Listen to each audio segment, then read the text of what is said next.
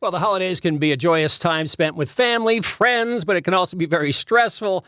We talked with Naomi Tabak, who's a clinical psychologist and director of UC Irvine's Psychological Services Center. We get the message from movies and department stores and shopping sites and everything that the holidays are this sparkly time where we should all be singing and laughing and dancing. But the reality is that while it can be a time of joy, there are often, and for many people, a lot of major stressors that occur, like logistical and financial reasons that the holidays can be stressful around picking the right gifts, and maybe traveling which can be such a source of both stress and such a financial difficulty.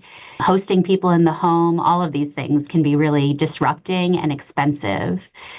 So the first thing that I just want to put out there is just to really think about what your expectations are going into the holiday seasons. And if you're taking care of others, also be thinking about what their expectations are and how you can kind of look forward and manage those. Now, she says if you don't have a lot of money to spend, stick to a budget. And then there's also other low-cost options out there as well. I think it can be so fun, in fact, if you do something like a secret Santa or secret gifter, or like a white elephant gift where you're not responsible for getting something for absolutely everyone in the family, but can do more of a gift exchange. That can be a really fun way to celebrate.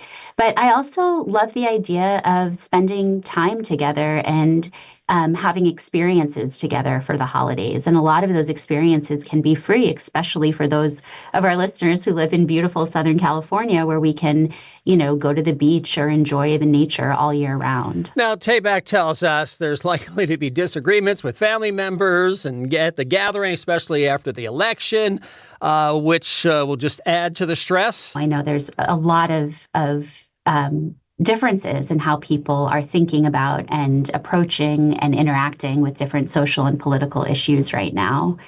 Again, I think it kind of goes back to thinking ahead, planning ahead, thinking about expectations for the different types of settings that you may be in, and then choosing wisely about how and when you want to engage in certain types of conversations.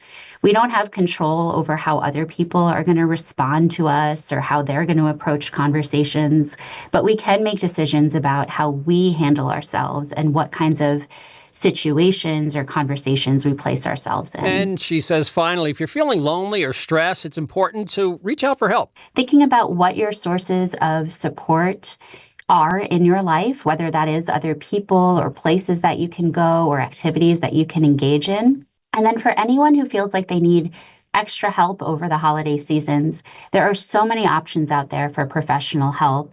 And I'd really put in a plug to reach out to others during this time, even if there are not people in your immediate network for you to connect with. Listen, if you need help, you can reach out to UC Irvine Psychological Service Center, 949-824-8383, or online at sites.uci.edu/psychology clinic.